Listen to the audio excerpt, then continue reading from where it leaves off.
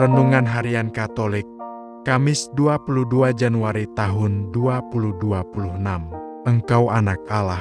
Bila mana roh-roh jahat melihat Dia, mereka jatuh tersungkur di hadapannya dan berteriak, Engkaulah anak Allah. Markus bab 3 ayat ke-11.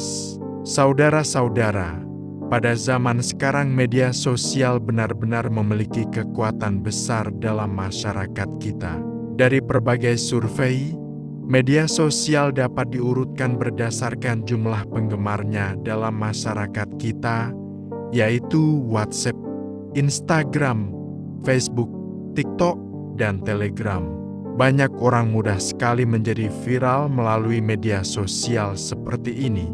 Tuhan Yesus menjadi viral karena perbuatan-perbuatan baik yang dilakukannya kepada manusia yang kecil, lemah, miskin, tersingkir, dan difabel. Dikisahkan bahwa Yesus dan para muridnya menyingkir ke Galilea. Ketika itu banyak orang mencari Dia dari berbagai daerah.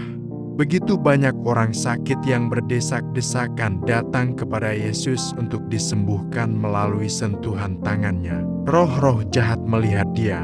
Mereka jatuh tersungkur di hadapannya dan berteriak, Engkaulah anak Allah. Roh jahat merasa terancam atau tergusur keberadaannya karena kedatangan Yesus.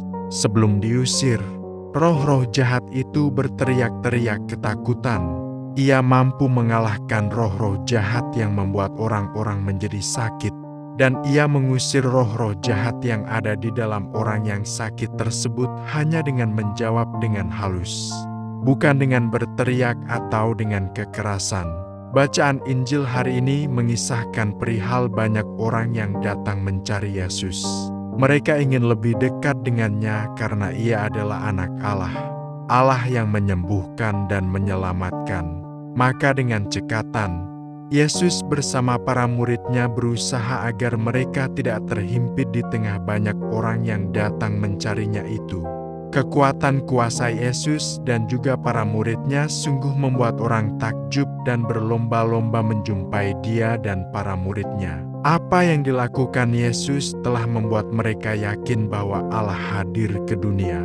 Kendati pun sebenarnya banyak orang belum mengetahui secara sungguh-sungguh siapa Dia dan apa misi utamanya di dunia. Kita perlu mencari dan menyertakan Tuhan dalam setiap usaha dan kerja kita supaya pikiran dan rencana kita lebih sejalan dengannya. Yang kita upayakan pertama-tama adalah mendekatkan diri dengannya, lalu memahami kuasanya. Jangan sampai kita terlalu sibuk memohonkan kuasanya terjadi atas diri dan hidup kita. Lalu kita lupa mendekatkan diri kepadanya melalui doa, ekaristi, serta aktivitas rohani lainnya. Karya Yesus menarik banyak orang untuk mengikutinya. Saat Yesus dan murid-muridnya tiba di tepi Danau Galilea, banyak orang sakit berdesakan ingin sembuh dengan menjamahnya. Maka, sebelum terhimpit, Yesus meminta agar para murid menyediakan perahu, sehingga Ia dapat lebih leluasa mengajar. Mata banyak orang terbuka melihat Yesus berkuasa mengampuni dosa, sebab menurut orang Yahudi, penyakit adalah hukuman dosa. Penyembuhan orang dari sakitnya hanya mungkin kalau akar penyebabnya yakni dosa-dosanya diampuni dan dihapuskan. Yang dapat mengampuni dan menghapus dosa-dosa pun hanya Allah. Bahkan roh-roh jahat pun bersaksi, Engkaulah anak Allah. Dengan penyembuhan dan mukjizat yang dikerjakan Yesus, banyak orang datang berbondong-bondong mengeluh-elukannya. Sayangnya mereka baru sampai dapat menangkap atau tertarik pada buah-buah penyembuhan atau mukjizat yang mengagumkan itu.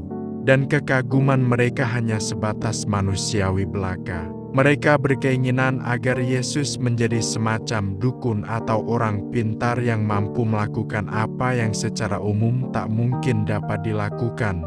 Mereka belum sampai pada kesadaran dan pengakuan bahwa Yesus adalah Al-Masih, Allah yang menjadi manusia datang ke dunia untuk menyelamatkan dunia. Yesus tidak ingin kealahannya hanya dimengerti sebagai pembuat mukjizat.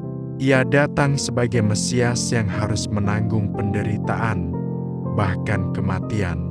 Pelayanan Yesus itu belum sepenuhnya dipahami manusia, sehingga untuk menghindari kesalahan dalam bersaksi, Yesus dengan keras melarang roh-roh jahat memberitahukan siapa Dia. Banyak orang mengikuti Yesus, mendengarkan pengajarannya. Banyak penyakit disembuhkan oleh Yesus. Namun, mereka tidak percaya bahwa Yesus Anak Allah. Justru roh-roh jahatlah yang melihat Yesus, lalu jatuh tersungkur dan berteriak, "Engkaulah Anak Allah." Yesus punya kuasa untuk menyembuhkan, mengusir roh-roh jahat.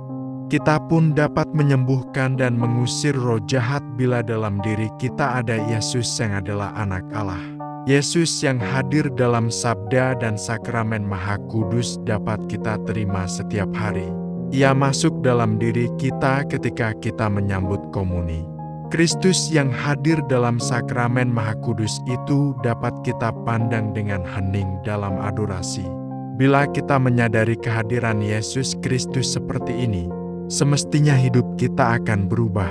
Ya Tuhan, dengan kuasa-Mu, jadikanlah kami hamba-hamba-Mu, yang taat pada kehendak Bapa dan tidak lelah mendekatkan diri kepadamu. Demikian renungan hari ini.